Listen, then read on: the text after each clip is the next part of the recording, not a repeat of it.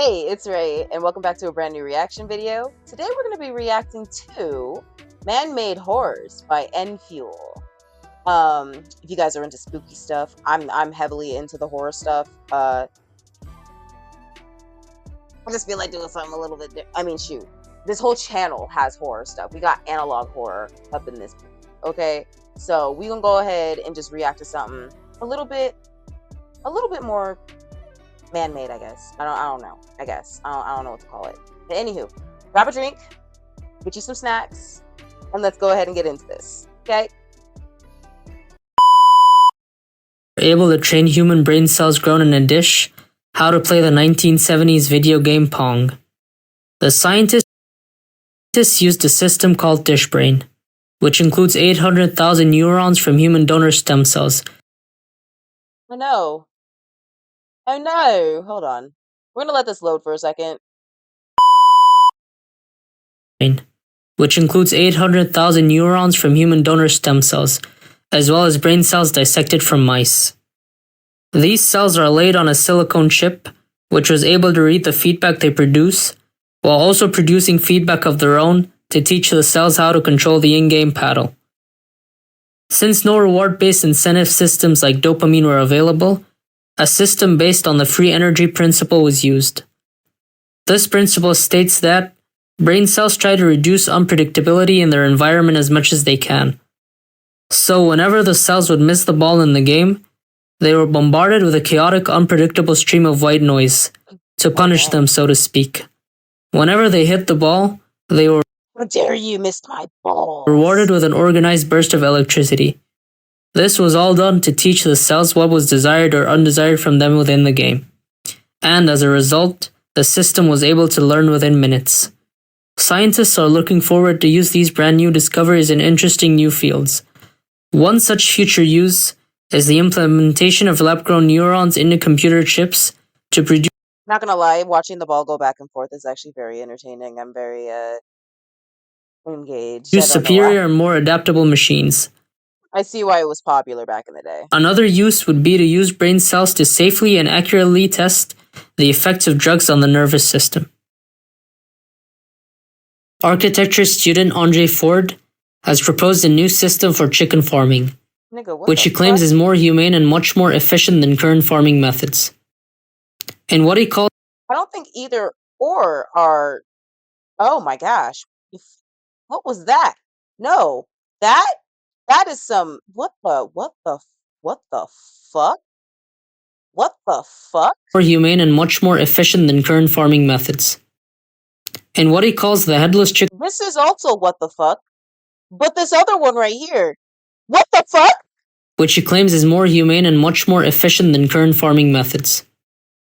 In what he calls the headless chicken solution, Ford proposes that the cerebral cortex of farm chickens should be removed, removing all their senses and rendering the chickens practically brain dead, so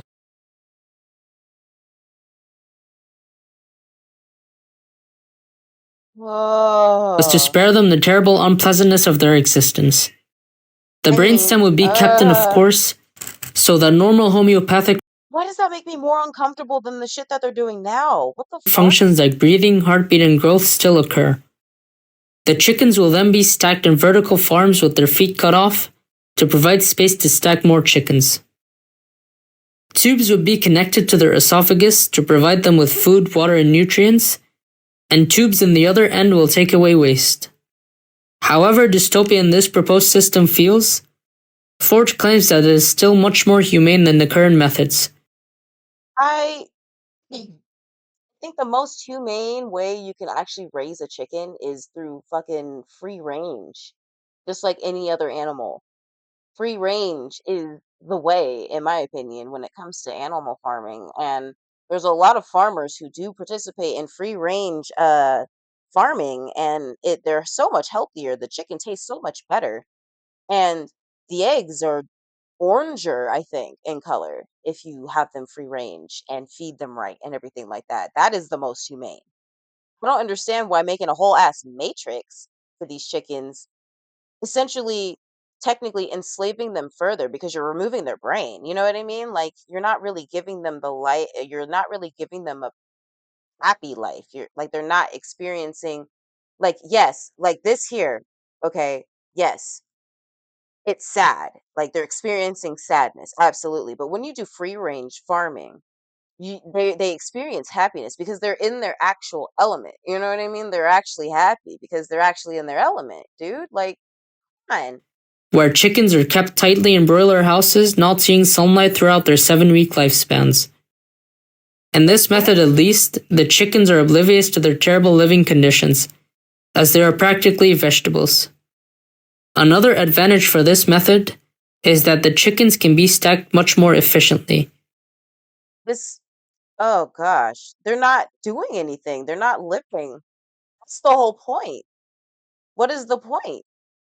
Like, oh my gosh, like, yeah, we end up eating them in the end, but like, what about their happiness, dude? What the fuck? The current numbers of chickens in broiler houses are 3.2 chickens per cubic meter, while the proposed vertical farms would be able to keep as much as 11.7 chickens per cubic meter. Oh my gosh. The Ouroboros steak is a concept idea developed by American scientists and designers. Using a kit, anyone can grow their own lab-grown steaks at home, using cells harvested from the inside of their own cheeks. The cells are then fed serum from expired donated blood,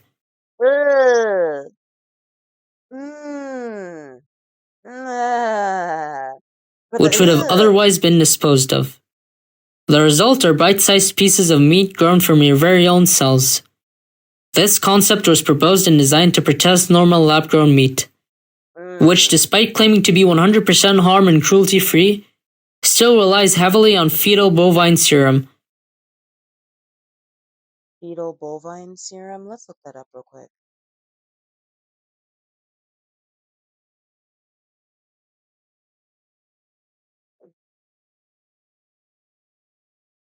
What the hell is this? Rich in growth promoting factors, fetal bovine calf serum. So you still have to use meat. You still have to use an animal in order to grow this fucking food. Are you serious? So what's the point? What is the point, dude? I don't understand. Like that's stupid. That's fucking dumb. What the fuck? Which is derived from the blood of calf fetuses after their mothers have been killed off by the dairy and meat industry. Another startup creatively playing around with the idea of lab-grown meat is Bite Labs. Bite Labs intends to provide consumers with lab-grown meat that tastes exactly like their favorite celebrities. Tissue samples would be provided to the company from select celebrities, which would be used to culture and grow artisanal salamis, which would Nigga, why would you want to taste somebody else's meat, dude? Oh my god. taste like your favorite celebrities. Unfortunately, the dream of eating your favorite but why? celebrity will most likely remain a dream, since the company found very little success in rallying A-list celebrities to collaborate with them, and looks to have gone out of business. Its main website redirects to an unrelated Why? But why would you want somebody to eat you? Why would you want somebody to taste you? Oh, they have a second one. Ooh. Sorry, I got really distracted really fast. But anywho, one, and no news of them has surfaced on the net since 2022. Learned a lot from that video. Oh my goodness. So yeah, go ahead and just leave what you guys think in the comments section about that. Obviously, I put a lot of thoughts in here about free range farming, factory farming, and my opinions on the chicken matrix. Like, are you serious? Wait a minute, so you mean to tell me that you want to remove their entire brain, even though you want to prevent them from feeling miserable, but they won't be able to experience happiness either? So what is the point? What is the point? That's literally, like, why not just do free range farming? Like, how hard is that?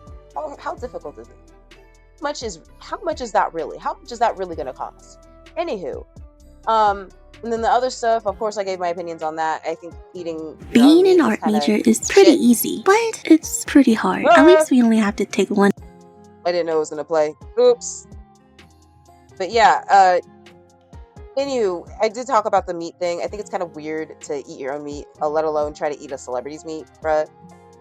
Like, why would you want to taste somebody else, let alone taste yourself? You literally have a tongue in your mouth.